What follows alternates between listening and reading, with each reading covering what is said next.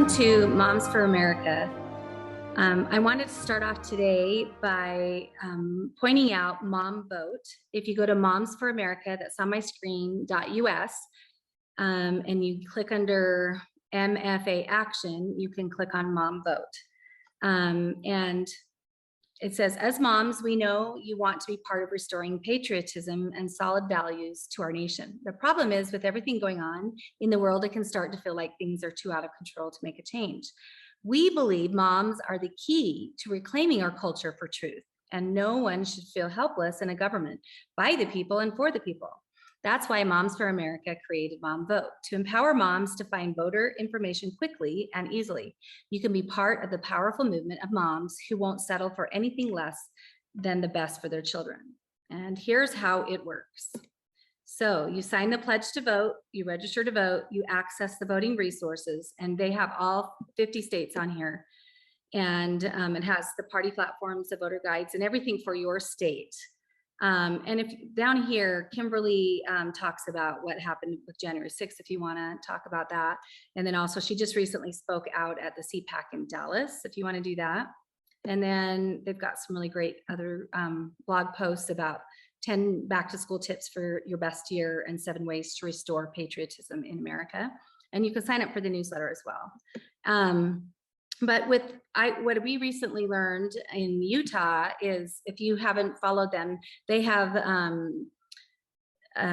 Telegram channel, and they also are on True Social, and it's Jen and Sophie, and they're called the Two Red Pills. They had come to Sisters of Liberty and explained something that I hadn't heard before. My sons, when I had them vote, and here we have the vote coming up, right, November 8th. They received their mail-in ballot, and she also said that in 2013 in Utah, there was a law that was passed that said if there was an emergency or pandemic, that the lieutenant governor would decide how the state voted. And so Utah didn't even get to have, we didn't get to have any, hello, we didn't get to have any say-so on how we voted, because Cox, who was running for governor, he was the lieutenant governor, and then he said that we would do mail-in ballots. And so Jen and Sophie explained to us that when you get your mail-in ballot, go on the day of voting, don't open it, exchange it, show your ID, then they'll give you one, and then you vote. But you can also, with your phone, record that you voted and ask for a receipt. And the women that did voted for the preliminary one, they wouldn't give them a receipt. So record that they wouldn't give them a receipt. You can go to True the Vote, and Catherine Hubert and Sheriff Lama teamed up with Greg Phillips too, and you can report anything that you see suspicious, or if they won't give you a receipt of your vote to secure that. So this is our, if you can see this, I don't know if I can see myself because it has her in there, show grid. Oh, there I am. Okay, I can see it now. Okay, so this says, what we have is teaching moms how to raise patriots with the 12 presentations. We're on number 2, Mom Force, which is engaging moms in educational choices, school boards, Mom Vote, equipping and mobilizing moms to vote, and then the Moms Podcast and the Family Lobby, which connects families to their elected officials. So these are kind of what we've been doing for our action ones. That's why I wanted to start off with Mom Vote. So I can see myself, because I just want to make sure I'm in there somehow. How do I make that small? So small. Okay. So last week, I wanted to explain this too. They have Patriot Packs now with a book for the kids with crayons, a pocket constitution, that little backpack thing, a flag, and then also a shirt if you're interested in that. This is the new manual, and the new manual, I did want to start off, because they didn't have it in the old manual, with reading this out of the new manual. And it says, you and I have a rendezvous with destiny. We will preserve for our children this, the last best hope of man on earth, Or will we sentence them to take the first step into 1,000 years of darkness? If we fail, at least let our children and our children's children say of us, we justified our brief moment here. We did all that could be done. Ronald Reagan. So I just keep, the 1,000 thing keeps popping up. I just rewatched. If anybody wants a copy of that, I would love to post it on the channel that Nancy's setting up for me. George Washington had a vision with 3 perils in 1777, and talked about the 3rd peril, which is what we're in, and the 1,000 angels of light that came down and helped us. I thought that was cool. But then we have the other side where the Chinese, art of war talks about the 1,000 little cuts. We have that going on, and then we have JFK in his talk had said he wanted to tear down the CIA in 1,000 little pieces. So all these thousands recently just keep coming up, and I'm like, that's interesting. Okay, so last week, I'm going to go to the slides, and again, if you wanted to put in the, if you wanted to put in the chat, you can put your email, and I can send out the slideshow. So we talked, the three main things that we're trying to do is empower moms, promote liberty, and raise patriots. So we talked about that with the first of the 12 lessons. You watched Hope for America by Kimberly Fletcher, our founder and CEO and president. And she's so inspiring to listen to. And then we read from this book, The Forgotten American Stories, Celebrating America's Constitution. There's 12 stories in there. We're going to be on story number 2, chapter 2 today. And last week we learned about, where did we go? We learned about the Star Spangled Banner and the virtue of courage and that whole story. And also he had compassion. And also we talked about the difference between that we are a constitutional republic. We have democracy, we have a republic, a representative form of government, and a constitution. And then we ended with these 4 ways to stay anchored, because that was the first presentation, to stay anchored in hope. We look to God, not the government. We prioritize family time. We study the Constitution from the viewpoint of the founding fathers. And then we pray and ask God what we could do. And then we do it. So that local action equals national impact that General Flynn keeps promoting.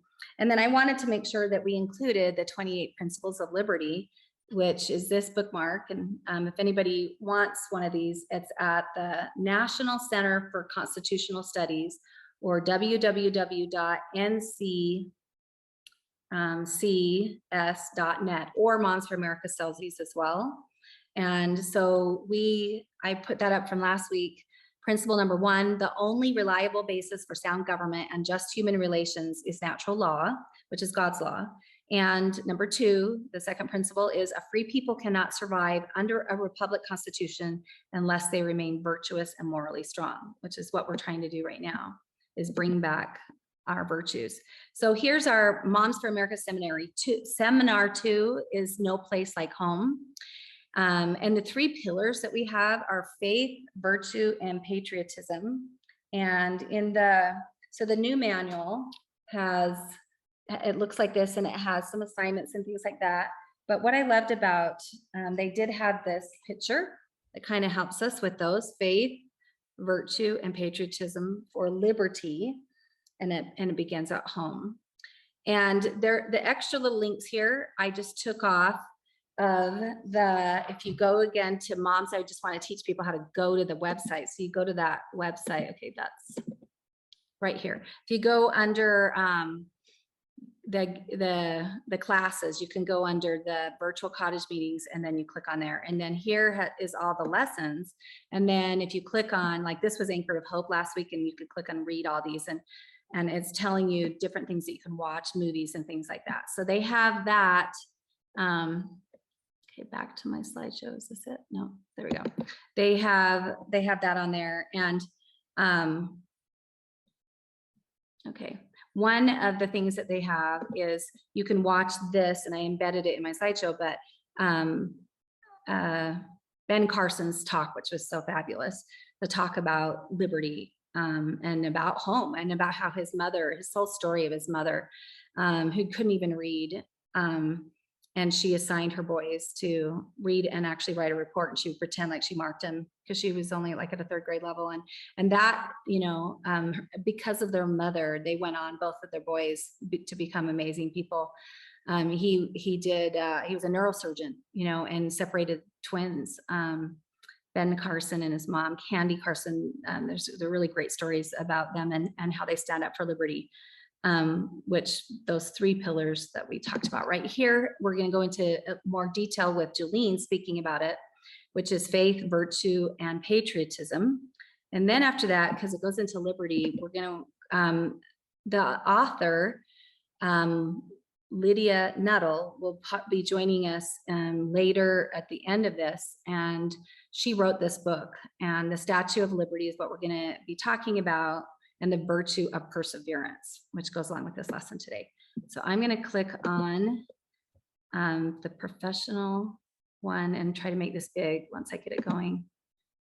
I think once it goes, I think I go like this.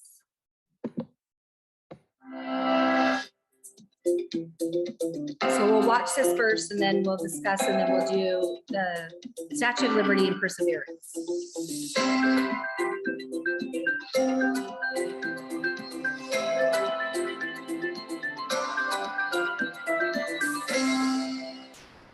Welcome to our second cottage meeting of Moms for America, entitled There's No Place Like Home. I'm so glad to be with you today. My name is Julene Jackson, and I'm the National Vice President for Moms for America over cottage meetings. I'm a mama of 5 living kids, ages 26 on down to 13, with 2 little sons in the heavens. Our first little boy and our 7th died when they were little babes in infancy. I feel them smiling down on me all the time, though, cheering me on, because what we do as mamas is not easy. Those 2 boys in the heavens are my gifts from God. Last class, we had our maiden voyage, presentation number 1, anchored in hope. When mama stays optimistic and confident, anchored in hope, she will have a great stabilizing influence on her family and community. In this time of uncertainty and division, how do we stay anchored in hope? Remember, moms, we talked about this last time. We do 4 things. We look to God for freedom, solutions, and healing. We make family time a high priority, and we learn the Constitution from the viewpoint of our founding fathers. And then we do something. We get involved in our community, we start a group, we join a group, we support good candidates, maybe we even run for office. Maybe it's something we do within the 4 walls of our home. We start a family devotional, we pull our kids together and pray morning and night. Maybe we just need to mend a relationship. God will put into your heart what you need to do. Doing these 4 things will help us to focus on solutions, keep us looking upward instead of ruminating on problems. Question: does anyone have an experience of doing one of these things since the last time we met? This might be something that you want to discuss at the end of the video class today, or you can pause and discuss now. I will ask several questions throughout our presentation. You decide when to share and what works for your cottage meeting. So how do we combat the chaotic and confusing narratives in schools and universities, on TV and movies, newspapers, social media, not to mention what the government is telling us to do? Winston Churchill, the great British Prime Minister, said, "It is around the family and the home that all the greatest virtues, the most dominating virtues of human society, are created, strengthened, and maintained. In homes, character is molded, patterns are formed, and habits are established."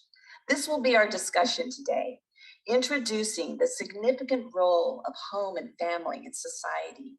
Why is home so significant to society? Because that is where the shaping of faith and virtue and patriotism occur. These 3 pillars of liberty, faith, virtue, and patriotism, are best anchored at home. If home is the center of society, women are the center of the home. What you teach and nurture in your home becomes the future of America. If we want freedom and liberty to prevail, it must begin at home. There really is no place like home to teach these things. There is a great 5-minute video that you can find on our website, momsforamerica.us, that I would recommend watching, entitled Liberty Begins at Home, in which a woman gets on a plane to Fayetteville, Arkansas, thinking that she's going to Fayetteville, North Carolina. Now, how in the world was this allowed to happen? How did she allow this to happen? Our founding fathers left us a pattern and protocols through inspired documents. If we want lasting results, we follow the pattern. It's like the advanced crocheter, confident in her ability to make a doily, but doesn't use a pattern and ends up with a mismatched wad of string. So, question, what do we consider the patterns of liberty that our founding fathers left us? Was it in the Declaration of Independence and Constitution? Did you even know that the Constitution was written to protect families? How does it do that? When we know and understand the patterns of liberty, of faith and natural law, God's law, of virtue, moral governance, and patriotism, dedication and commitment to our country, we can see and recognize how these 3 pillars and patterns provide the foundation of liberty to grow and prosper. What do these patterns look like today? In the Raising the Next Generation of Patriots, chapter 2, it talks about this garden of liberty that our founding fathers gave us. They left us detailed notes and advice. I mean, they told us what pests and bugs to be on guard against. They described the symptoms of disease and how to treat it before it caused too much damage. In their writings, they focus on soil preparation. They knew the secret behind the miracle of America had everything to do with the hearts and the character of her citizens. Principle 2 in the 5,000-year leap says, the best way to ensure this republic based on God's law survives is for us to remain morally strong and virtuous. Now, to me, that means being honest and true and upright. And these kind of things are best taught in the home. Don't underestimate the power of simple routines to develop these attributes. In the supplemental material in presentation 2, there is an article called Simplicity with Perseverance. We are reminded that out of simple and small things, great things come about. I mean, it's not easy bringing your family together for dinner or gathering them to pray or having a devotional where you study the Bible or read a story of America.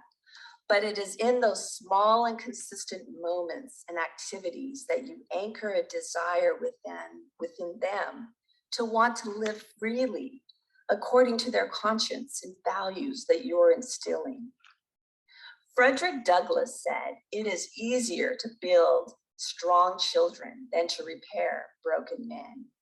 Why spend all our time trying to fix broken men in Washington when we can exert our energies building strong children who will transform Washington? Frederick Douglass is a hero in our family. We have spoken of his life and stories in our devotionals through the years. Make your children familiar with courageous and strong heroes from history. Frederick Douglass was born a slave, but he would go on to become a great social reformer, abolitionist, orator, writer, and statesman, and a lover of the Constitution. He said it was a pro-freedom document where all men are created equal and all men are endowed by their creator with inalienable rights. As a young slave child, he was taken from his mother and only had a few memories of her. She lived miles away on another plantation, and she would walk half the night to come lie down with him in the middle of the night. And she would call him my little Valentine. He never knew his birthday, but he thinks it was Valentine's Day because of this memory and his mama. Frederick Douglass escaped from slavery as a young man, and he would go on to become a national leader. President Lincoln, until he met Frederick Douglass, wanted to free the slaves, but he thought maybe he needed to move them on down to the Caribbean. Frederick Douglass changed Lincoln's mind as he realized that Black people had great intelligence and capacity needed to be free and independent, contributing citizens. Frederick Douglass's home stands today in Anacostia. It's called Cedar Hill, and it's high on a hill in DC, which overlooks the Capitol. It's beautiful. It has a visitor center, and you can take tours of the original home.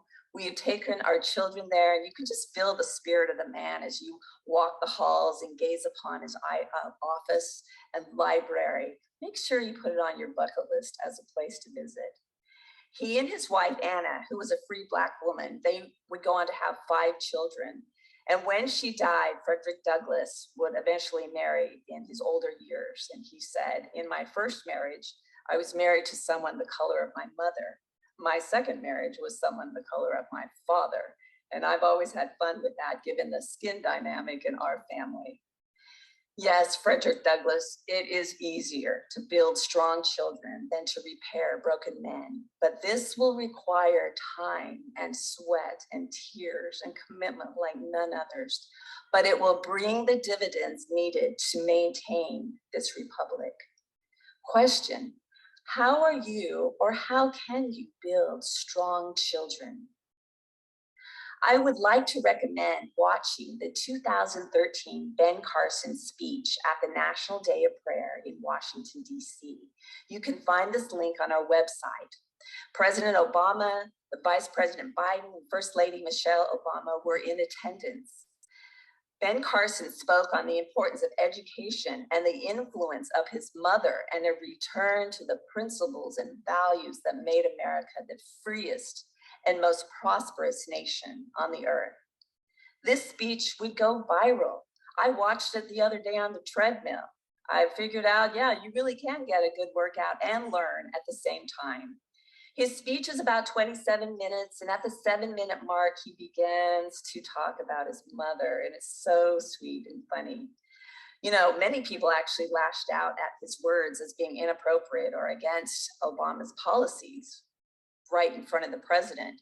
And I love the response that he gave when he was questioned about this speech. He said, I always pray before I give a speech, and I ask God to give me the right things to say. And hey, it's rare nowadays for people to speak the truth. Everybody just wants to get along. And in the meantime, the fabric of our nation is being destroyed. So please watch it. I didn't find it controversial. I found it inspiring and motivating and patriotic. Dr. Carson was head of pediatric neurosurgery by the age of 33 at Johns Hopkins Hospital. And he was the first to separate conjoined twins at the back of the neck. And we know he ran for president in 2016 and ultimately became head of housing and urban development under President Trump. Ben Carson came from the impoverished projects of inner city Detroit. Now, I have a son who lives in Detroit now, and as I go visit him and I drive the streets of Detroit, I can see signs of Ben Carson with buildings and schools named after him. They are proud of their native son. As a young boy, he and his brother were raised by their single mother, who was actually one out of 24 children, and she married at the age of 13. When she learned that her husband was a bigamist, they divorced and she raised those boys by herself. She only had a 3rd grade education. She worked many jobs, and during the summer, she would only allow the boys to watch a few TV shows a week. She would make the boys go to the Detroit library each week, get 2 books, read them, and write reports to her. Now, she couldn't even read, but she would still go through and put little checks and highlights on the reports. Before long, Ben Carson went from hating reading to loving reading. He said, you could go anywhere with a book. I could escape dire poverty. I could overcome prejudices. I learned to control my emotions, he said, through reading. He went from being the worst student in class to the best by the time he graduated. He's written a wonderful book entitled Gifted Hands about how he overcame these obstacles to become a renowned brain surgeon and how his mother never lost faith in him. and how she helped grow his imagination and intelligence, and mostly his belief in himself, and gave him the courage to follow opportunities that she never had herself. This book has actually been made into a movie with Cuba Gooding. It's a great book to read with your kids or to watch for a movie night. Gifted Hands, it's called. Ben Carson would also go on to write another book entitled America the Beautiful, in which he calls all of us to use our God-given talents to improve our lives and our communities and our nation and our world. No doubt he learned these things from his mother, who established these patterns and habits in him that shaped his life and helped determine his destiny.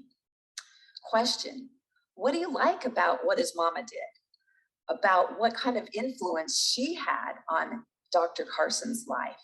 And how can we teach our children to speak and to stand for truth and aspire for greatness?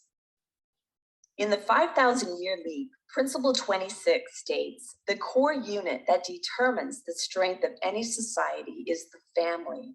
The government, therefore, should foster and protect its integrity. I have memorized these 28 principles that our founding fathers knew would change the world. They've become like my best friends, these 28 principles. Principle 26 is one of my most favorite and most referenced and recited principles by me. The core unit that determines the strength of any society is the family. Our founders understood that when you have strong families, you will have strong societies.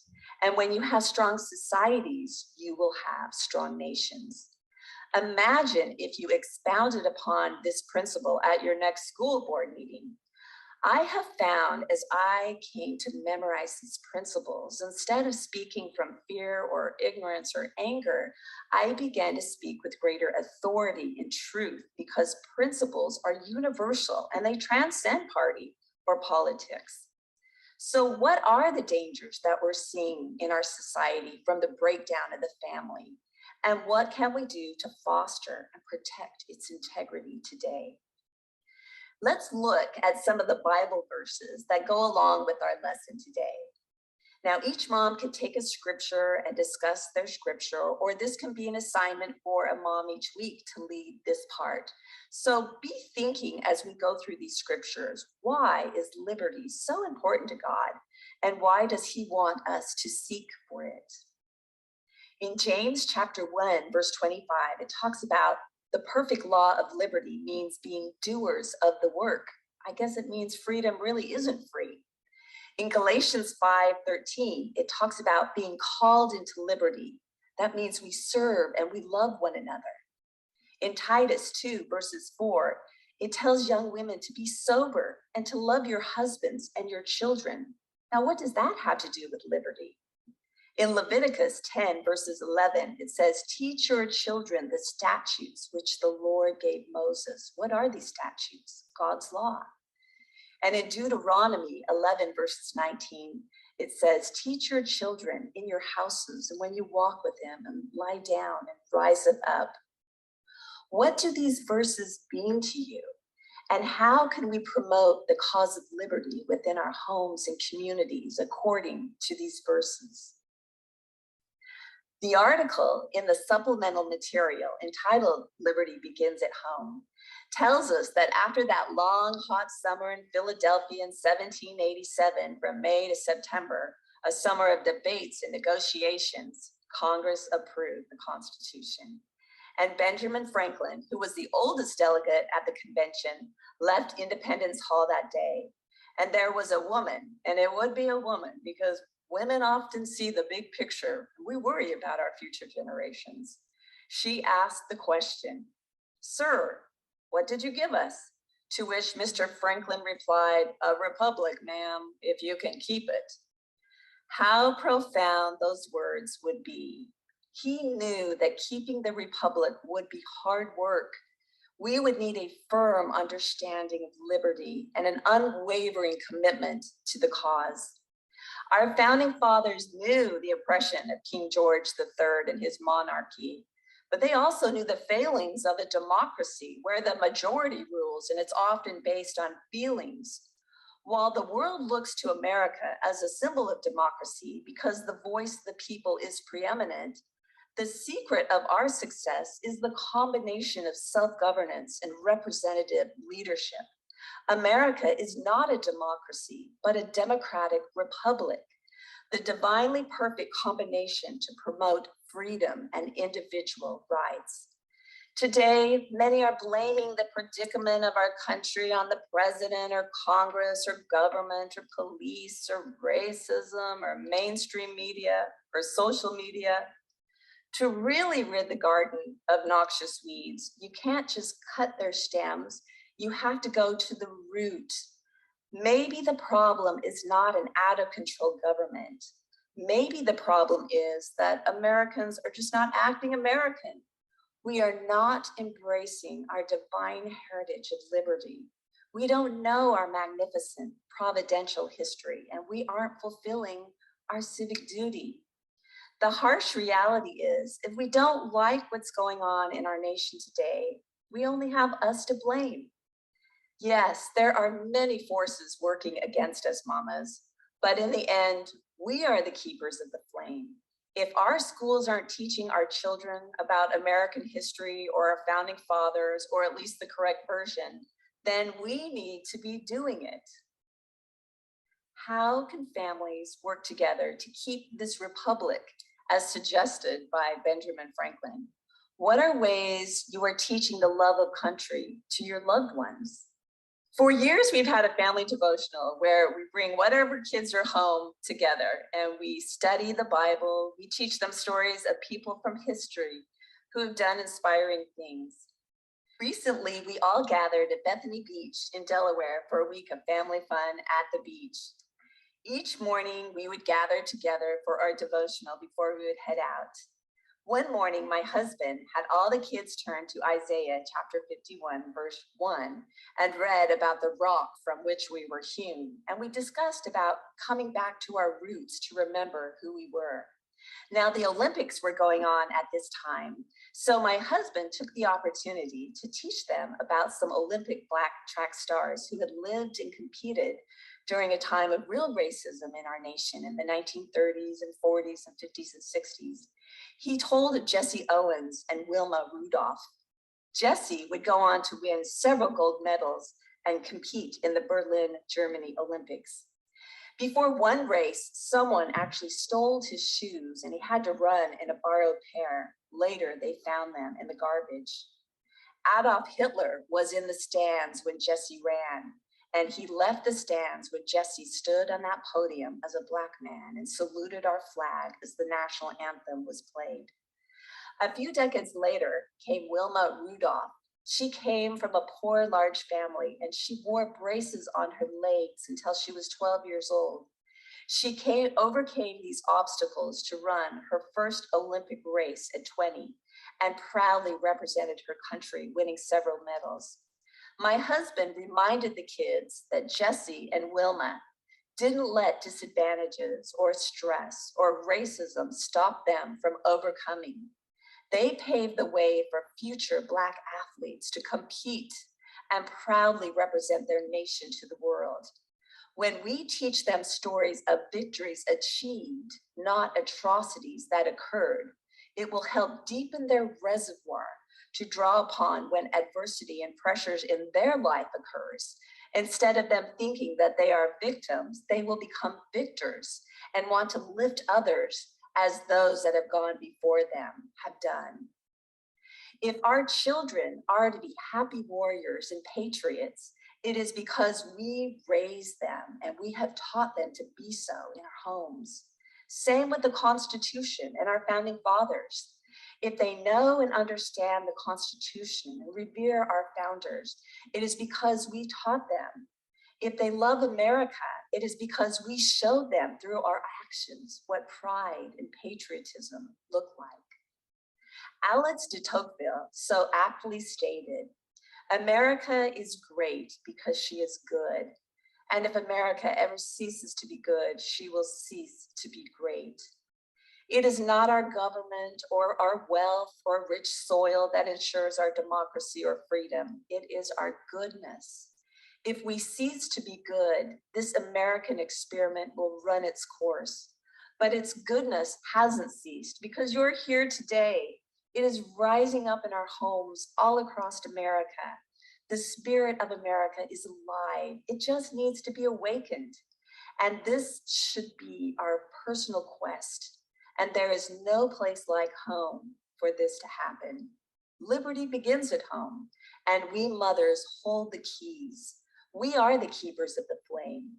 We must do everything in our power to pass on the flame, to make sure that it burns bright and that it continues to be a light on the hill and a beacon of hope to the world. We have come to the end of our presentation today. So let's review the questions for our discussion. Number 1, did anyone have any experiences doing those 4 things that keep you anchored in hope? Looking to God, keeping your family close, learning the Constitution, doing something out there in your family or in your community. Question number 2. So what do we consider the patterns of liberty that our founding fathers left us? And what do those patterns look like today in the way of faith, virtue, and patriotism? Question number 3. So how are you, or how can we build strong children instead of repairing them, as Frederick Douglass says? Question 4. What do you like about what Ben Carson's mother did? What kind of influence did Dr. Carson's mother have on his life? And how can we teach our children to speak and stand for truth and aspire for greatness as he did? Question number 5. What are the dangers we are seeing in our society from the breakdown of the family? And what can we do to foster and protect its integrity today? Question number 6. What do the Bible verses that we read mean to you? How can we promote the cause of liberty within our home and communities according to these verses? And question number 7. How can families work together to keep this republic as suggested by Benjamin Franklin? What are ways you're teaching the love of our country to your loved ones? God bless you, mamas. There is no place like home to instill hope and love of God and family and freedom. Enjoy your discussion. Till next time.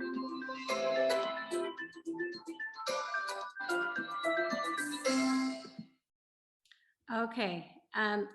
That's why I wanted to do the pre-recorded one with Jolene, because she's so amazing to take the synopsis of what's in the manual and, just inspire us. I've heard her say before that the gospel of liberty, it should be taught at the same time as the gospel of Jesus Christ, because just like with these 28 principles, a free people cannot survive under a republic constitution unless they remain virtuous and morally strong. And I noticed, Tami, you're on. This is the new version that is for sale on raising a generation of patriots, that she was talking, the whole premise of, restoring our garden of liberty. That's amazing. If you have anything to say, Tami, go ahead and you can say anything, but it's just a little booklet. And if you go to momsforamerica.us, then you can go into the bookstore and get, you can look for any of these things to help you be inspired about teaching liberty. This is like the meeting resources if you go there. And so this is for number 2. So if I went back and just went right here. So Tami, are you there? Yeah. Okay. That's one. I thought I had 2 open. There's Mom Vote that Kimberly may join us. And if she does, Kimberly, if you do join us, she might explain more of the Mom Vote. Okay. I was trying to get back to, that's the new resource guide. So if you go in here and there's so many different ways that you can get to purchase the products, or you can go in here and these are the resources. This is like the resources for the first presentation, and then you can click and get the next one for the second one. I think it's under Get Connected, Mom Links, no, the class, yeah, virtual cottage meeting series. Oops, okay, I have to go over. I go here, and then there is the Healing of America series and the 5,000-year lead. And then there's the 12 lessons. So here I'm going to go to 2.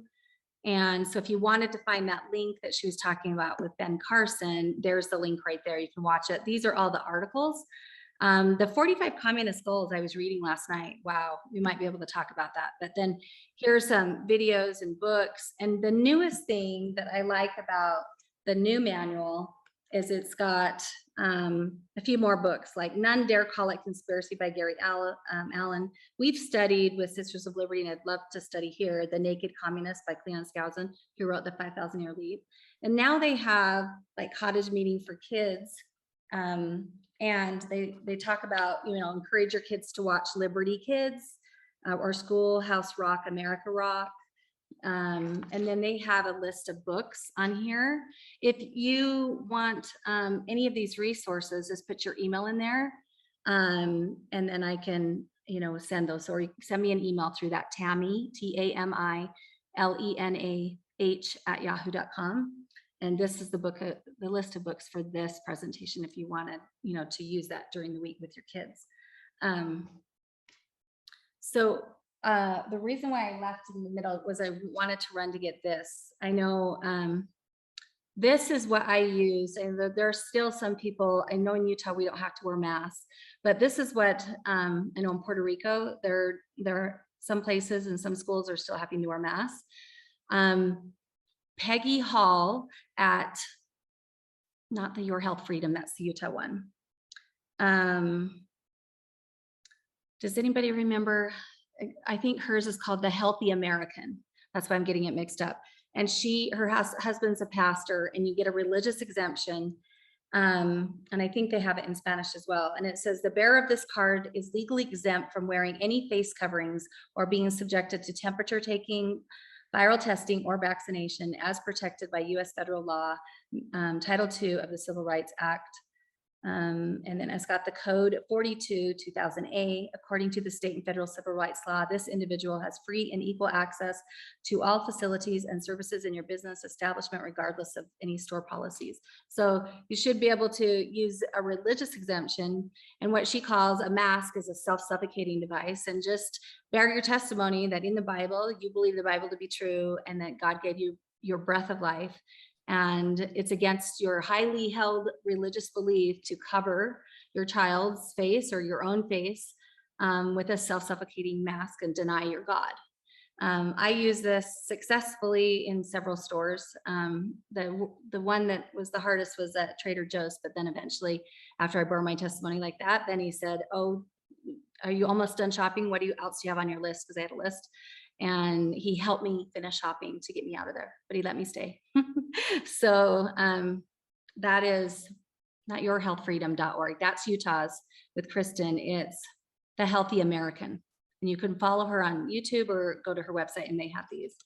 On our website too, we do sell the 28 principles if you'd like to start memorizing those, so that when you go to school boards or you're talking with your children even, if you have these principles ingrained in you, like she said, it's easier to talk from a place of principle than emotion, because right now they're teaching our kids in the schools. Even I taught high school English. Right now they're not teaching our kids to write the way I taught. They're teaching them just to fight with emotion, and that's it. And so they're not using their higher level of thinking, even though they say critical thinking. It's not. It's come from a force basis of that. Before we move on, does anybody want to talk about any of the questions that we had with the 3 pillars and starting at home, before we move into the story of the Statue of Liberty? Last week we did the story of we used compassion and courage with the story of Francis Scott Key and the Star Spangled Banner.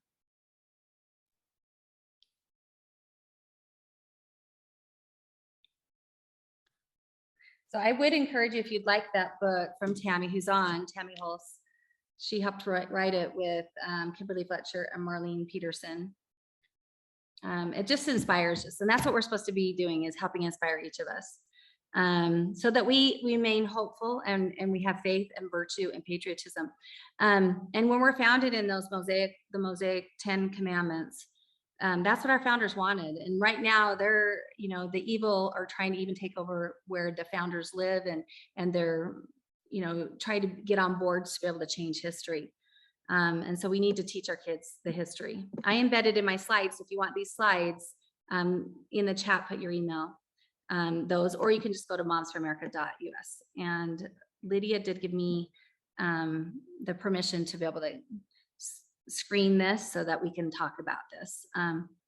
So the Forgotten American Stories, the second one is the Statue of Liberty. And I thought it was interesting because I love to study symbolism, and symbols actually can be opposite. You can have, I'm study Hebrew, and there's a number or a gematria assigned to each of the letters. And there is a meaning that I think is they all numbers point to Jesus Christ. And I think that Satan mirrors God. And so there can be opposite meanings. And right now people are trying to trash our Statue of Liberty. My kids are coming in. Okay. All right. So what is the story behind the Statue of Liberty? In the late 1700s, I think I can push present and find it, I think, on here. And then it will be bigger. And then how do I minus this? Is that there? There we go. In the late 1700s, the citizens of America and France were suffering from the oppressions of tyrannical governments. These citizens fervently embraced the ideas of freedom and liberty. Subsequently, both countries experienced revolutions. Because of this timely assistance of the French in the latter part of the American Revolutionary War, 1775 to 1783, the Americans were finally able to win their independence from Great Britain and establish a stable republican form of government. In a republic, citizens elect representatives to make decisions on their behalf. To prevent our government from becoming tyrannical in the future, the American people ratified our written Constitution in 1788. So our Constitution Day is coming up. It's September 17th, 1787. But they ratified it in 88, I guess. So in the US Constitution, the people of the United States defined and limited the powers given to our elected representatives. Our US Constitution is the highest law of the land. Before serving in office, each elected representative takes an oath promising to support, obey, and defend the US Constitution. Unfortunately, the French Revolution, 1787 to 1799, resulted in decades of government which promoted bloody violence, terror, war, and social unrest. Numerous Frenchmen desired and revered American model of a republic.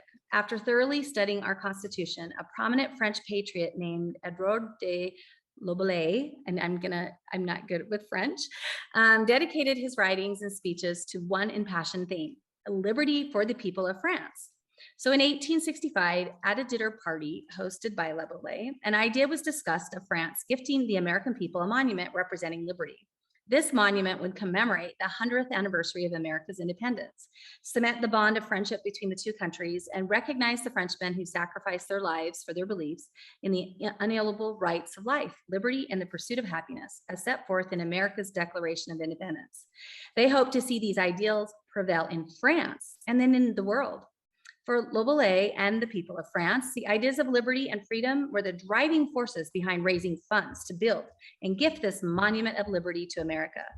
Frederic Auguste Bartholdi, a passionate patriot and well-known talented French sculptor, was present at Lobelais's dinner party, and he dedicated his skills and talents to the creation of the Statue of Liberty. Leaders in America agreed to raise funds to create and build a massive pedestal on which Lady Liberty would stand. The pedestal would complement the monument's huge scale, 151 feet tall, as well as anchor Liberty firmly to the ground. So in France, it took 10 years. In 1875, the French people began to raise money for the creation of the Statue of Liberty. Within 5 years, they raised $600,000 in 1880 necessary to complete Liberty. Funds were donated primarily by the wealthy at banquets and at an event at the Paris Opera, where artists performed a cantata entitled Liberty, written by the famous composer Ganal. I don't know how to say those names, 1818 to 1893. Famous artists donated funds from the sale of their paintings, and replicas of the statue were signed by Bartholdi and sold to help raise money. 181,000 small towns and cities, and thousands of school children and adults contributed whatever amount they could and helped raise the necessary funds with puppet shows, carnivals, fairs, and contests. In America, sometime after the formal presentation in Paris of the completed Statue of Liberty to the American people on July 4th, 1884, the construction of the pedestal halted in America because funds for its completion was depleted. Another 100,000 was needed to complete the 270,000 in 1880 dollars again, the pedestal. For a period of time, it seemed that liberty would have no place to stand. Joseph Pulsifer, the owner and publisher of The World, a daily New York newspaper, strongly began encouraging all citizens of America to help donate and raise funds. Pulsifer was an immigrant from Hungary who came to America when he was 17.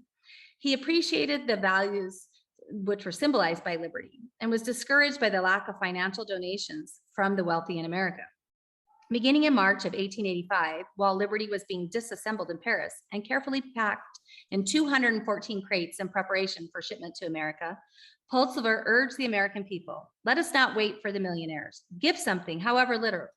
We will publish the name of every giver, no matter how small the sum given. In addition, Pulsifer published letters accompanying the donations such as, I'm a young man of foreign birth, and I have seen enough of monarchical governments to appreciate the blessings of this republic. Or, and I'm a little girl, only 6 years old, and I have 25 cents in my savings bank, which I send to help build the pedestal. So dollars and pennies began to pour into The World, which was that daily newspaper in New York, from working men and women, and the elderly, the poor, the immigrants, and children. 12 schools in New Jersey worked together and raised $100. A kindergarten class in Ohio sent $1.35 in New York. And an office boy wrote a letter and sent a nickel. Within 5 months, the 100,000 needed to complete the pedestal was raised by more than 120,000 contributors. When the pedestal was completed in April 1886, workmen sprinkled coins in the martyr as a reminder of the 120,000 gifts, most of them less than $1, which made it possible. So in The World, the Statue of Liberty was also named Liberty Enlightening the World and Mother of Exiles, and was dedicated on October 28, 1886, on Bedloe's Island, later renamed Liberty Island in 1956. It's located in New York Harbor. She proudly stands with her torch held high and is the most recognizable symbol of freedom for the whole world. So here's Frederick Auguste Bartholdi, and this is the virtue of perseverance to get this done. So what challenges did he have to overcome? So here's challenge one. How would he create a monument that ennobled the idea of liberty? So these are the symbols. So you're going to see online people just destroying the Statue of Liberty because Satan wants to destroy all symbols. But this is a symbol. Liberty's 7 spike-like rays emanating from her crown represent heaven's rays shining over the 7 continents and the 7 seas of the world. A broken shackle and chains lying at Liberty's feet represent freedom from oppression, tyranny, and servitude. The tablet she holds firmly in her left hand represents a book of law. Inscribed on it is the date July 4th, 1776, written in Roman numerals. The date Americans declared independence from Great Britain. Liberty faces southeast to welcome all who enter New York Harbor. She holds high in her right hand, which is the covenant hand, the torch, which is the symbol of enlightenment. The golden flame of freedom shines as a beacon to the world. So the current flame of the torch, a replica of the original, is copper covered in 24-karat gold leaf. Sunlight reflects on the gold during the daytime, and 16 floodlights light the torch by reflection at night. The original torch is on display in the lobby of the Statue of Liberty National Park. Challenge 2. The Statue of Liberty was to be a little over 150 feet tall, and how would Bartholdi keep her eyes, her nose, lips, hands, fingers, toes all in proportion? First, Bartholdi made a modeled Liberty that was 4 feet tall. His second modeled Liberty was 1/16 of the size of the finished Liberty and was just under 9.5 feet tall. When Bartholdi was satisfied with every detail of that model, he and his crew, sculptors, plasters, carpenters, and metalsmiths, built a 4th scale model, which was almost 38 feet tall. To get the measurements for the final Statue of Liberty, each part of the 1/4 scale model was multiplied by 4, then applied to the full-size model. Liberty was so huge, she had to be built in a number of sections. Her right arm and torch were built first, her covenant hand, then her head, her feet, her pieces of her robe, etc., until she stood tall and proud over the rooftops of Paris the summer of 1884. Challenge 3. What would be the most appropriate material to use to build the Statue of Liberty? Copper was Bartholdi's material of choice, as it was lighter and cheaper than bronze, and it is very malleable metal. It could be worked beautifully into thin sheets about 1/8 to 3/32 of an inch, about the thickness of 2 pennies sandwiched together, for Liberty's copper exterior skin. Jappe Frères, a large metal company in France, donated all the copper that was used to create Liberty. With time and the elements of the weather, Liberty's initial copper color changed to the faded pale green that she is today. Challenge 4. How would 31 tons of Liberty's copper exterior be supported to prevent collapse from the weight? Alexandre Gustave Eiffel was an engineering genius whose ideas were ahead of his time, particularly when designing wrought iron bridges that spanned long distances and sported immense weight. In 1879, Bartholdi asked Eiffel if he could find a way to support Liberty. Eiffel accepted the challenge and designed an interior iron skeleton for Liberty, to which her copper skin could be attached and supported. In 1889, 3 years after Liberty's dedication in America, Eiffel finished a masterpiece of his own in Paris, the Eiffel Tower, a spectacular structure of iron he constructed using similar technique he used for supporting Liberty. Challenge 5. Bartholdi and Eiffel worried that the iron in Liberty's inner skeleton would react to the copper skin and cease corrosion. How would they prevent corrosion when the iron skeleton and copper skin were secured together?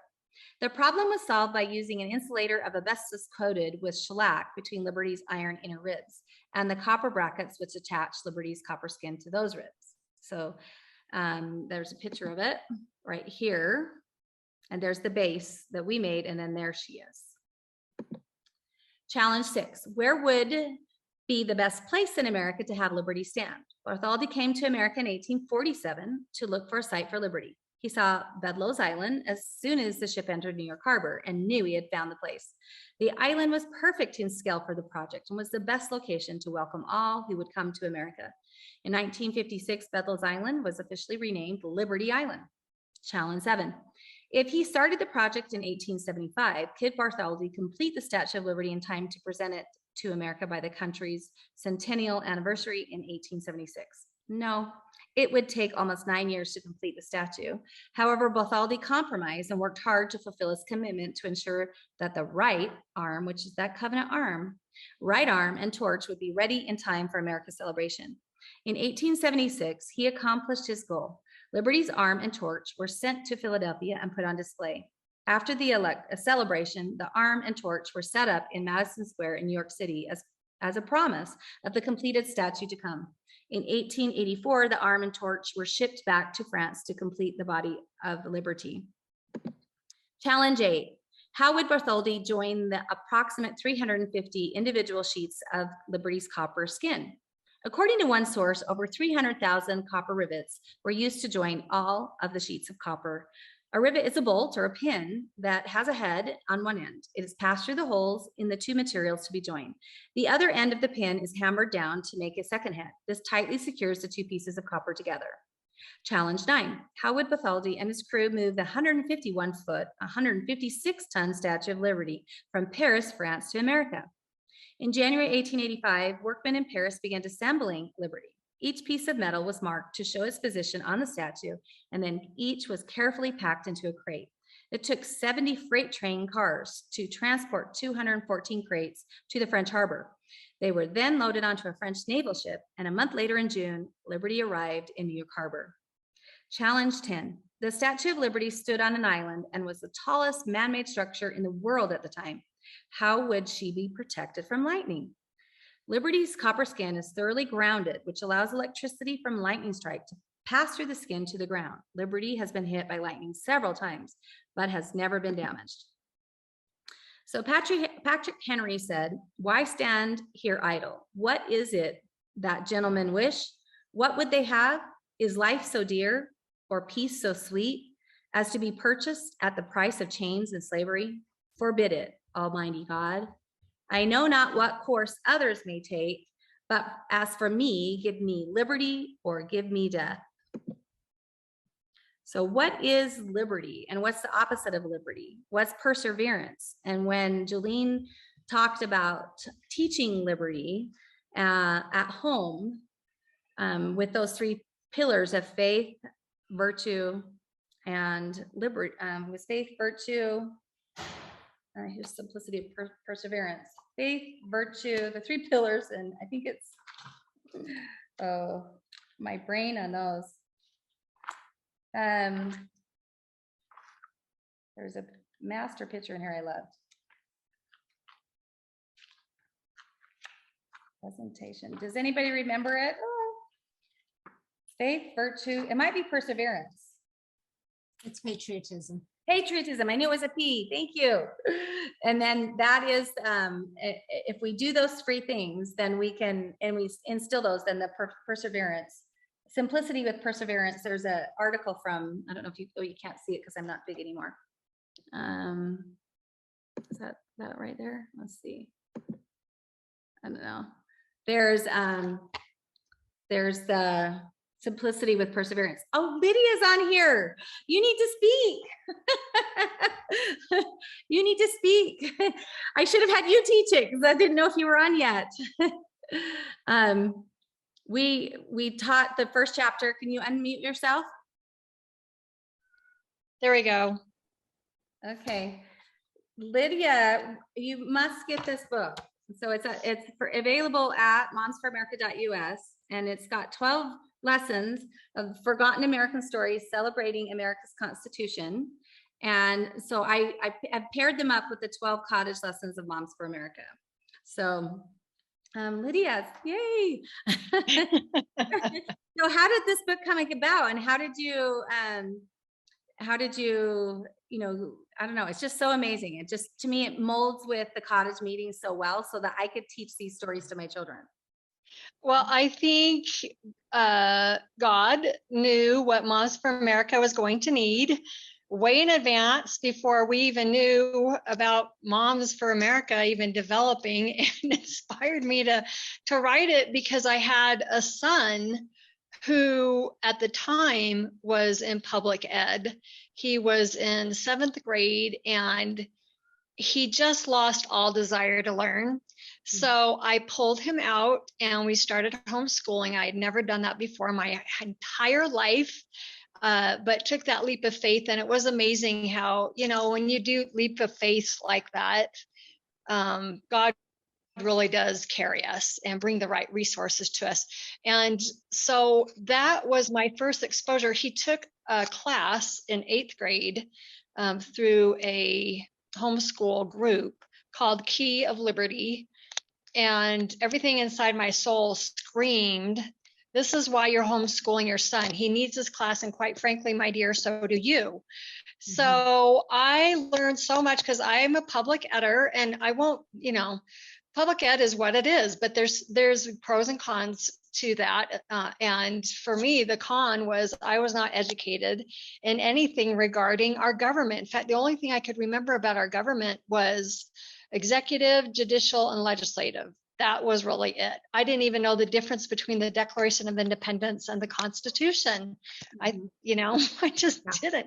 So these stories that Tyler started learning in this class, in fact, they had the whole class memorize the Constitution, excluding the 27 grievances of the king, but they memorized it. Well, how do you get your kids to memorize things?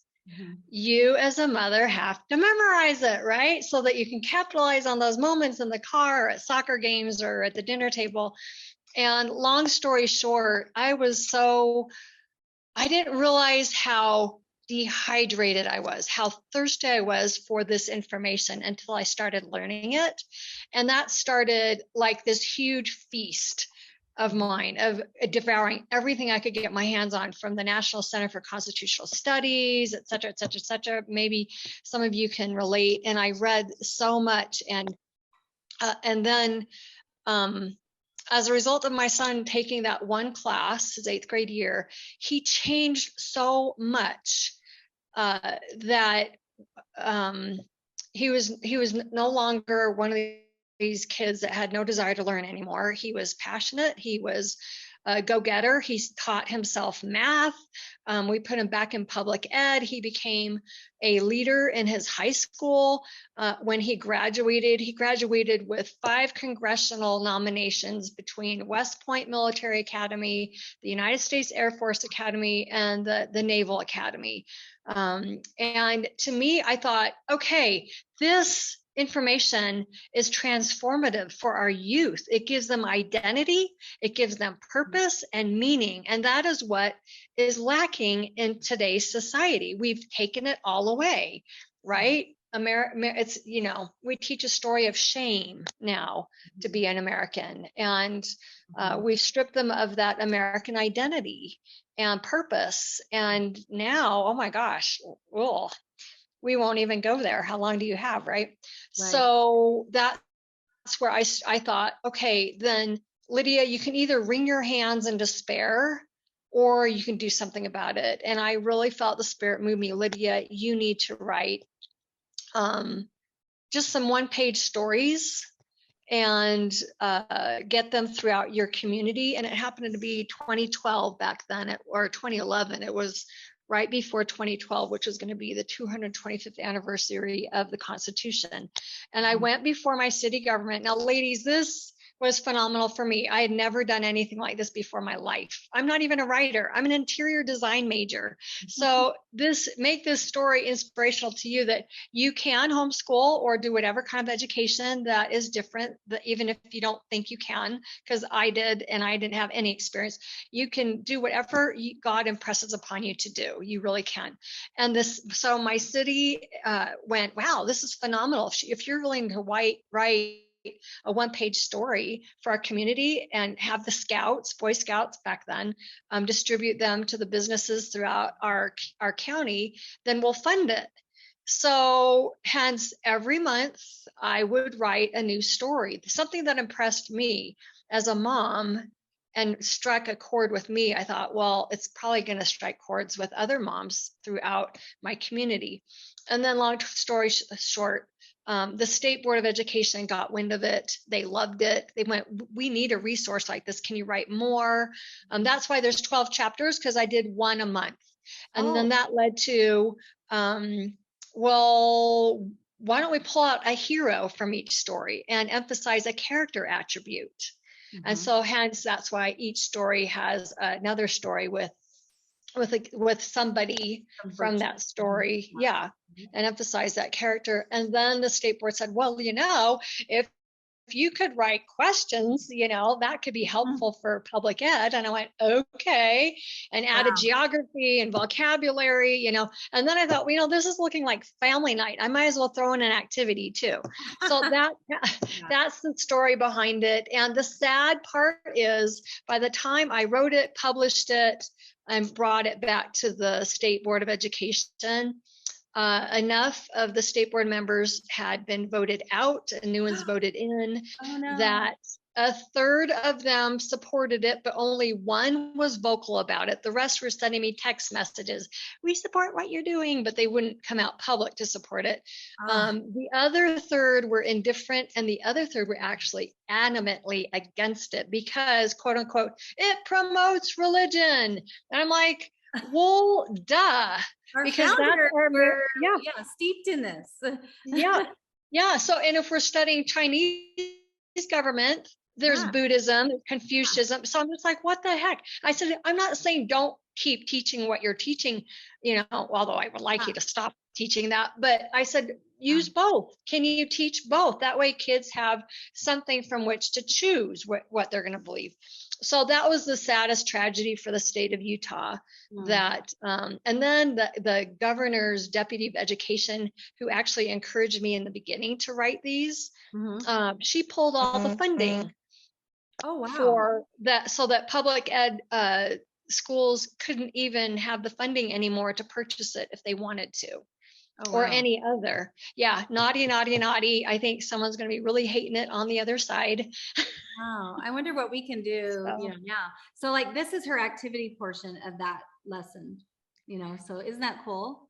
So yeah, you copy that, cut it out, and you can make your own Statue of Liberty crown, which is really cute. for the little kids, but there's Yeah. activities for older kids in there too, and grown-ups, like for instance, chapter 3 and 4, it's the American citizenship sample test questions. Mhm. Well, my goodness, was that an education for me? You know, Yeah. I didn't know a lot of Oh, those. yeah. So there you go. Well, there you go. Wow, you're amazing. So this is an example of both of the 2 cottage meetings we've already had, that there's hope for America, and that she started at home when she started to homeschool. I did the same thing. I was actually pregnant with my first, and I was teaching high school in Utah and then moved to California. And I saw my good Tennessee friend that moved to California, and she was teaching history and English. I was teaching English and health and Japanese. And she came to me with the history book. So my son's 27, so 28 years ago, that literally said Abraham Lincoln was bisexual and was a Democrat. And this was 8 years ago, because he's 27. And I was like, what? And then I had taught abstinence-based sex ed here in Utah. And over there, they were already starting the first experiment with someone of the opposite sex, the same sex, and just all this. And I was shocked. So I decided, and I love public school. I loved learning. And I'm like, I guess I'm gonna have to learn to love to homeschool. And that's the beginning of me as well. And I homeschooled my 4 boys until 8th grade when we moved back to Utah. And then I thought they would be safe, but then Common Core came full force. And they weren't safe.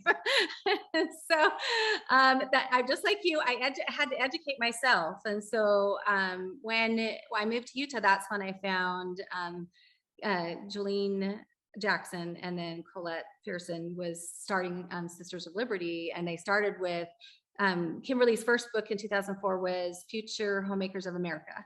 Right. And then changed to Moms for America. And so we learned from that first, and oh my gosh, I've got to make sure that I, teach these liberty principles to my kids. I even found some source documents of Christopher Columbus. That was amazing back then, when I was teaching my kids. But in the new manual, they have lots of books that I taught my kids from, that under the kids section, that what was one of my favorite one? The Bulletproof George Washington by David Barton. My kids read that. Yeah, The Miracle. Oh, I know there was another one. There was one with there was a whole series that my kids learned. I did have the Children's Book of America by William J. Bennett. Had lots of those same books. So if you can build your Liberty Library, I called it, right? To start at home. Well, gosh, thank you so much. In this lesson, Kimberly did write an article that goes with perseverance, with your second chapter, called Simplicity with Perseverance. And she just, at the very end of this article, she says, please don't underestimate the power of simplicity. It is out of small and simple things that great things come about. I know it isn't easy to bring your family together for dinner each night, and I know it's a challenge to gather your young ones or even your older ones together to read stories. I know how hard it is to be consistent in an age of mounting pressures and chaotic schedules, but I know it's worth it, and it's worth every minute set aside and every opportunity spared. And it only takes a few minutes a day to read a story to your children, just a little juggling at dinner, or like what Jolene did, she did a morning devotional. I still, even though my kids I have age 27, 24, 21, one will be 18 and if next week, and then a 13-and-a-half-year-old. We gather at night we don't use Zoom, it's Google Hangouts, and we read the scriptures, and then pray, and we talk about events of taking away our liberty, the Great Reset versus the Great Awakening. And we do get together still, but we do it at night. But I love that we do need to, and they use that darn excuse of that you can't talk about religion. When I finally pulled, I put my daughter in this little school that was a charter school that has the Constitution, Declaration of Independence, and Mountainville Academy. And the last month that I finally pulled her out of school was they changed. I really did like when I homeschooled the Edie Hirsch, what your kindergartner should know, what your first grader should know, what your second grader should know. But they've vamped it with Common Core, and she came home, and this was before CRT. So if people don't understand what CRT is, it's critical race theory, and it's saying that white people are born oppressors and all other skin colors are born oppressed. It's both all wrong. It's just to make shame and guilt and to destroy our families and to destroy our children. Well, she came home and said, Mom, I'm white, I'm bad, in 2nd grade, even here in Utah. And I went, what? So I went to the school and I asked her for the book that she taught out of, and little grandma. And I was shocked. There was like, it was either 16 or 18 pages of Islam in there, but it was teaching this critical race theory. It was written in there. And she's now going into 8th grade. How many years ago? So that's when I pulled her and went, okay, I can't even a little charter school, I couldn't do it. So, anyway, I see Kimberly's daughter online too. Hi, Kimberly. Hi, how are you?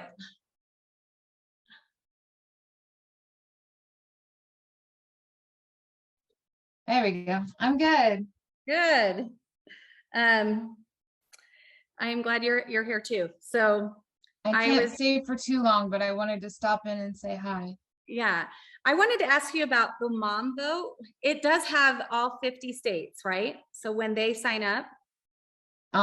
Yes, we're working on getting all that information together. We're actually about to launch our scorecards, which is going to be really great. But the biggest push for mom vote is to actually get conservative women of faith registered to vote and out and voting. And the things that we do in conjunction to that, like the scorecards, like listing, the different states and the races that are critical and the people who are running, is to give these women the tools that they need to go out and make an informed decision. It's not us telling you, hey, go out and vote for this person. It's us saying, go out and vote, figure out who supports you and your values and what you want to see in your community, and vote local. If you don't do anything else, vote local, because local is what really controls your life. Your city councilmen and your school boards have more control over you and your children and your family and your lives than the president of the United States ever will. We hope. Mm-hmm. Yeah, that's great. Because when I first moved to Utah, the way the Utah school board was put in was the governor just appointed them. They weren't elected. And I was so shocked. And then I'm even shocked that the Constitution doesn't allow us to have a national school board. And Reagan signed that in. So I was like, so that's why Trump wants to get rid of a school board, right? We do need to get back to that local level, back to we the people and what we want. And so if that level, like with their sex ed, I was up there at the Capitol fighting against comprehensive sex ed. If our little local community doesn't want that curriculum, and we want a good abstinence-based adoption type curriculum, we can try to get that and voted in. But okay, because I was wondering how to promote mom vote with that. Mm-hmm. We have I'm not sure if the website is done. That's not my area. But I know that they're revamping the website. They're making it more easily shareable. And it's going to have a ton of information on local issues and where your local leaders and the people who are running for local offices stand on those issues. So that will make it a lot easier to figure out what it is that who is running and who you support based off of their voting records, or at least if they've never been in office. We're trying to send out voter guides that have questions, and so they will be able to ask these local leaders, the people who are running for local office. They'll ask these questions. If you had been in office when this vote was cast, which way would you have voted? Okay. And so that kind of gives you a real solid understanding of where these people are coming from. And sure, they can lie, yeah, but most of the time they're just not going to bother to answer. And honestly, that's an answer in and of itself. If they're not willing to give you an answer, they're not worth your time. Right. So we have a lot of things that are coming down the pipe in that regard, but we're really focusing very heavily just on trying to get people registered, and also we're training as poll watchers and poll workers, getting together different people who are willing, once it gets closer to the election, to go walk neighborhoods, to get these voter guides out there, to make phone calls to people in other states. If you're in a state that I'm pretty sure, we're all fairly certain that Utah is still at least more on the red side of purple. But in places like California or Washington State, Oregon, where they feel like their voice doesn't matter because they just get shunned to the side, we're organizing groups of women who are able to make phone calls to other states to help get the women involved in voting, and in other states where it's a more powerful voice for the conservative side. So we have a lot of things that we're doing. Again, this isn't exactly my area of expertise. Thank you for, yes, thank you. No, you answered what I wanted to know. So for Utah, if people want to follow Two Red Pills, it's Jen and Sophie. They're on Telegram and they're on True Social. They literally have every single county.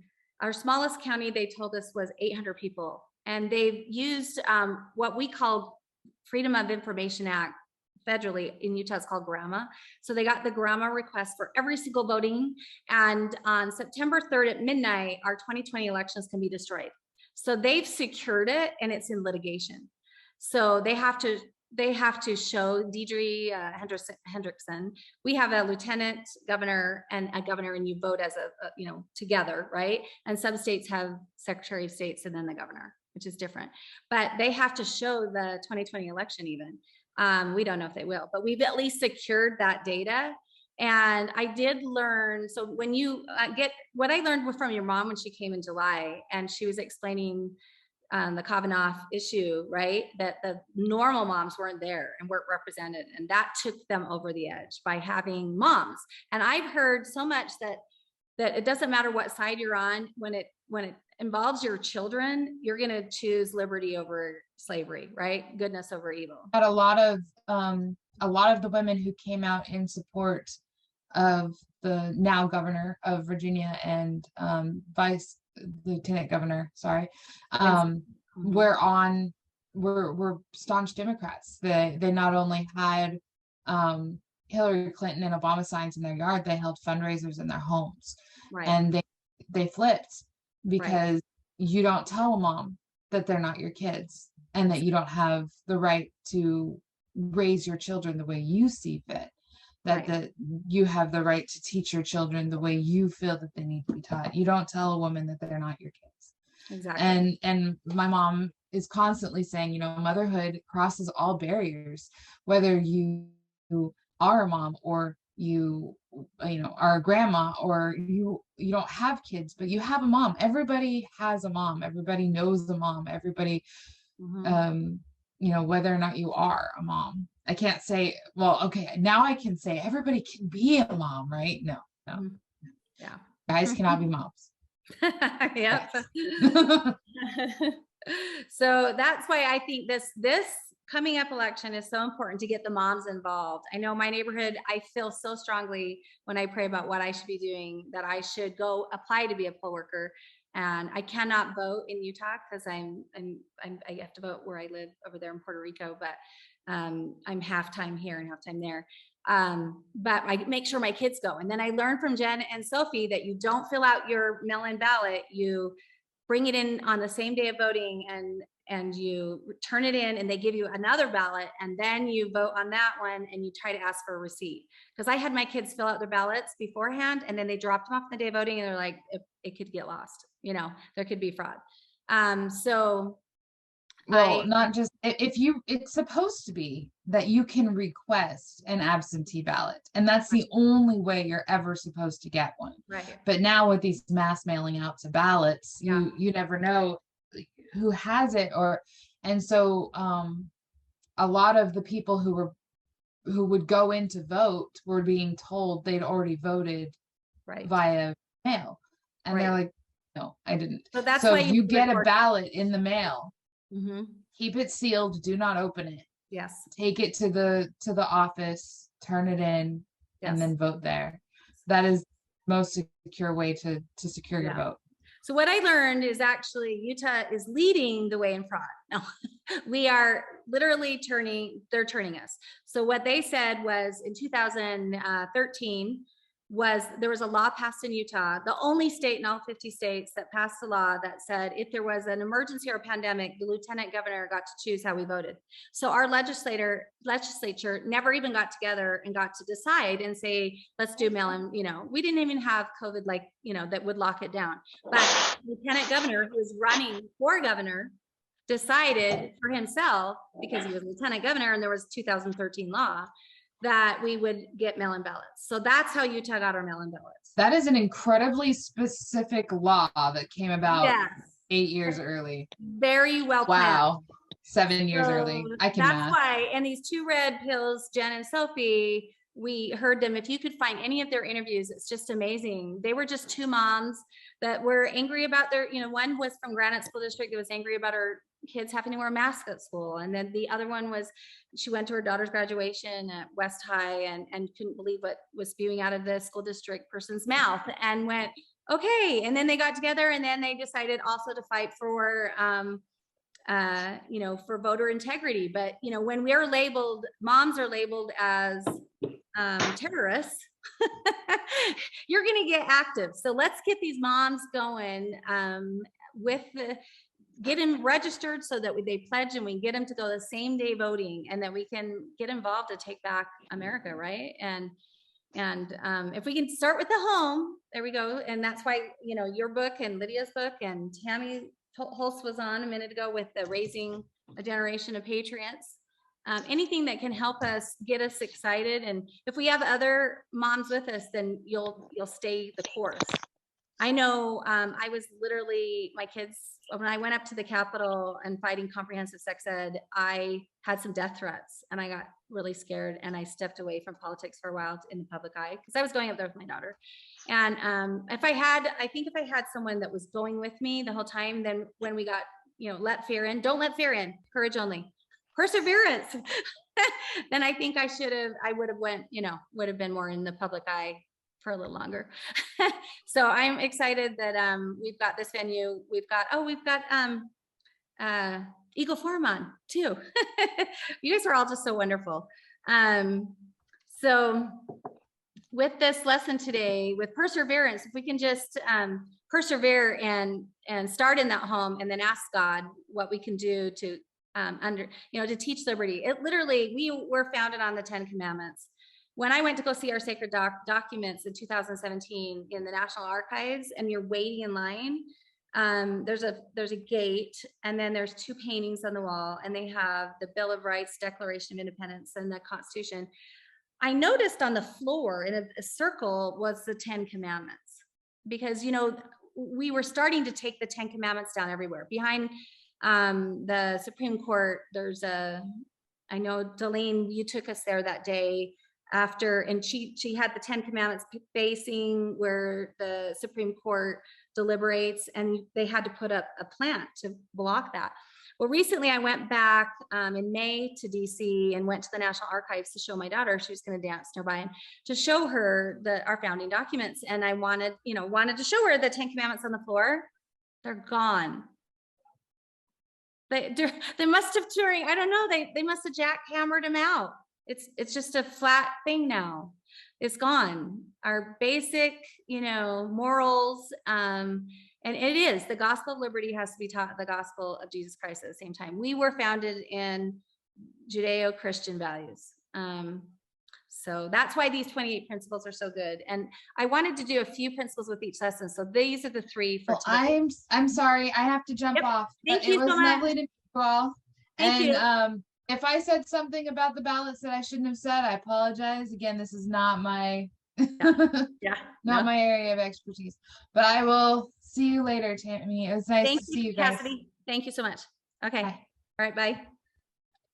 May I just speak really quickly? Yes, this is Delane, England. I just wanted to make sure everyone realizes that although the advice was given was great about not using your mail-in ballot, that's absolutely accurate.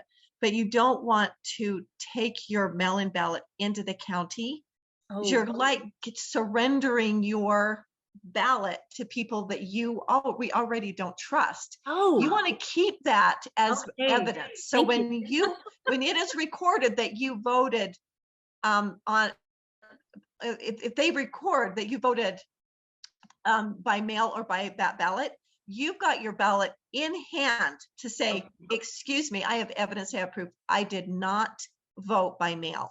So you want to keep your proof. You want to keep that evidence. Go empty-handed. Go in to vote in person. You don't need to take your ballot. You just go in and you show your ID, and then you vote there. And that way you have the proof. So thank you. I just wanted to. No, that's that. good. Thanks. Because I was just reiterating what I'd heard. And then you know what? That makes Yes. so much more common sense. Don't bring it in with you. And Yes. then I know that True the Vote with Catherine Engelbrecht and the sheriffs, the constitutional sheriffs. The sad thing is Jen and Sophie had gone to an event with them and learned that in Utah, we only have one true constitutional sheriff. So what True the Vote is asking us to do, if we see anything on the day of voting or you know, something happened that, you know, there's a certain phone number there, but also when you turn in and you not turn in your ballot, when you vote, ask for a receipt. And if they won't give you one, you know, record what you're doing, record that they won't give you the receipt. And then well, there is no receipt. There is no receipt to ballot, to voting. Oh, there There's isn't no any receipt. There's no such thing. And you don't really want there to be one, to be really honest. You don't want there to be a receipt because you want to have a secret ballot. If they give you a receipt or they show you who they say you voted for, they can also change that. So you don't really want a receipt. You want to record that you voted. And then you can go, I don't know about other states. I know in Utah, you can go on and you can check and see if your ballot was counted. You can't find out who you voted for, thank goodness. We don't want that, but you can see if, and then you can also tell if you were voted by mail or if you voted in person. So that's what you want to do. You want to follow up and see, do they show I voted in person? And that's where we have been able to catch a lot of fraud, is because people are saying, it says that I voted by mail, but I didn't. And here is my ballot to prove I didn't. And that is where we need people to check that. And that's where we're going to win this fight, is if enough of us will go in person and enough of us will keep our ballots to share. Because otherwise we don't have our ballots. They're saying, well, no, how can you prove you came in? Because this shows you voted by mail. Okay. So I just thought the receipt meant that you voted, but so there's no receipt. Okay. There's no receipt. Okay. Yeah. There's no receipt because see, I didn't get to vote here, right? I know it's circulated around a lot, but it just isn't, it's really, I think, a mole, because it makes us look like we don't know what we're doing. And I really think it was started for that very reason, to make us look like contentious and like we're fighting something that's not real. I've been voting here my entire life since I was 18, which is a long, long time. And I've never received a receipt. And as I've talked to the county clerk, say, outside of Davis County, because I've mostly voted in Davis, everyone I've talked to said they don't know. I don't know of a county that gives receipts. That's very standard in Utah. We don't give receipts. You go in and you vote, or you do your ballot. So thank you. No, that's great. Thank you so much. I appreciate correcting that. Thank you. We can get out and we can, so what is that website? Is it on your Eagle Forum? Is it, where can we find about vote, or if we, to see if they recorded it? That is on you have to go to the county. So you go to your county website. My county website. Okay. Yes, you go on your county, and you can usually just Google that, put your county and be sure and put Utah. And put your county in there, and then that will come up. And it does take some time, but you can always call your county clerk, which I would highly recommend, because it's great to have a rapport and a relationship, and for them to get to know you and say, where do I find that? And so that you can check, and it's not something we can put on anybody's website, because every county is different. Is that how we sign up for poll workers, is go to our county clerk and county commissioner, and that's where we go? And usually the poll worker, you can sign up with the county to be a poll worker. You can also sign up with your party to be a poll watcher. So a poll worker works for the county in helping people vote. A poll watcher watches to make sure there isn't any fraud happening. You watch to make sure everything's done by the books. And then you have a right to go in and watch the ballots being counted, which now is meaningless because they counted by machines instead of hand counting them. But yeah, so you can be a poll watcher through the county or a poll watcher through the party and a poll worker through the county. Is there a certain website that says where all of the drop-offs are, or are they only, I mean, like? No, there is, I know that it is on the county website. I mean, I know Davis County has it on Davis County website. Okay. I'm pretty sure other counties do. So you can go on there and it does tell you the list of all of the places where the boxes are. But I mean, I highly hope that no one actually votes in a box. Well, that's it. No, but I meant to be a watcher because they were saying, yeah. Go and watch them.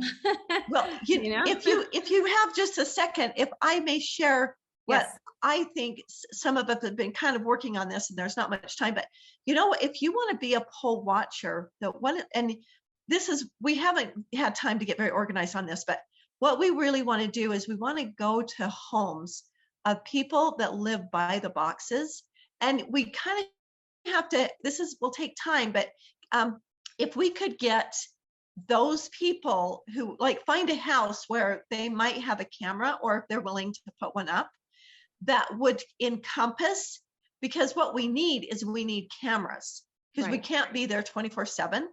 And so if we can get cameras on the homes that would show onto the drop boxes, that would be magical. Because first of all, then the government doesn't have power and control over them. They can't wipe them. They can't clean them. They can't control them. So we can't see them. If we go to people that live near there and get them to share their, to look on their own and see the activity that's going on there, that is another way that we feel like we really will be able to prove if there is or verify that there isn't any voter fraud happening. Like the 2000 Mules movie. Yeah. So if anyone hasn't seen that movie, definitely go watch 2000 Mules, because they are taking out the footage and they're taking geolocation pings and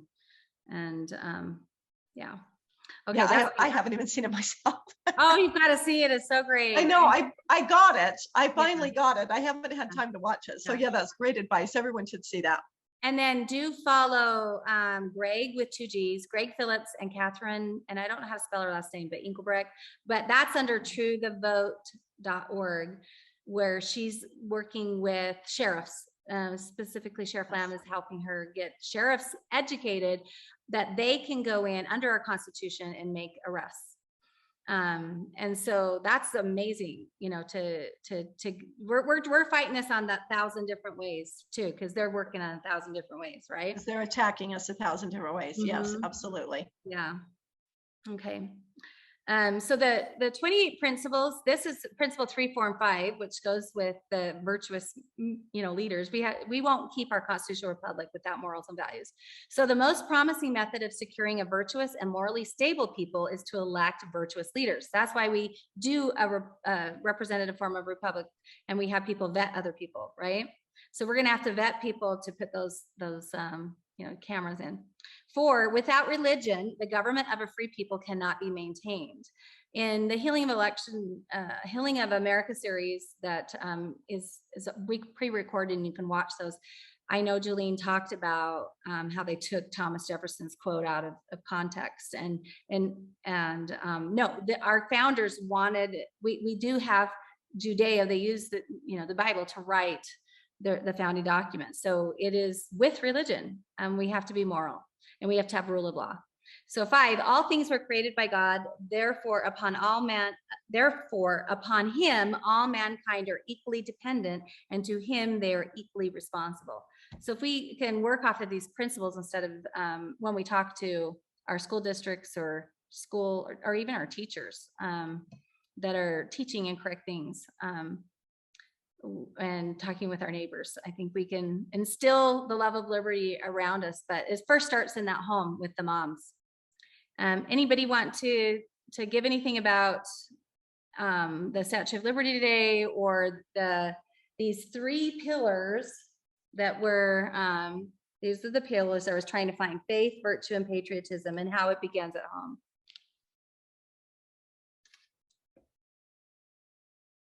Anybody want to unmute and say anything?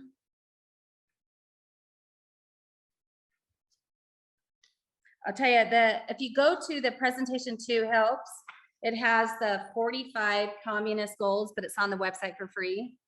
They are attacking so many of these 45 things they're already doing. And that's why we have to start at home. And even if it's just during, telling a story while your kids are eating lunch, like, with these 12 stories. But these 45 communist goals, they are attacking it so fast, far and wide that, we need to be the woman of wisdom and, start in the home. Hey, Tami, I have something to share. Yes. And that is, I'd really appreciate everyone's prayers. You mentioned about Forgotten American Stories celebrating America's Constitution. I actually just sold my very last copy this week. Whoa. And we finished the edits for the second printing. Mm-hmm. But if we can pray that the turnaround time will be quicker, so that we can get these out again, would be awesome. Okay. Because we need the turnaround time to be shorter than 3-4 months. And okay. And we need that miracle, because we'd really like to get them in the hands of those that want them. Yes. Preferably before Christmas. And because this starts, the book actually kind of fits with starting in January. Yeah. So, okay. So anyway, I would appreciate that. And thank you for your support, everyone. Well, we'll definitely, our other group on Wednesday, the Sisters of Liberty group, we have a prayer roll we pass around, and we'll make sure that you're included on that, and pray about that so that we can thank you. Especially because, and no one forget the Constitution Day is September 17th. But thank you so much, and for getting the second edition already. Thank you so much. And thank you for your time today. Hey, you're welcome. Thank you guys. It's been awesome. Does anybody else have anything? Thank you so much. It was fantastic. Thank you so much. It was really, you guys are so wonderful. Thank you.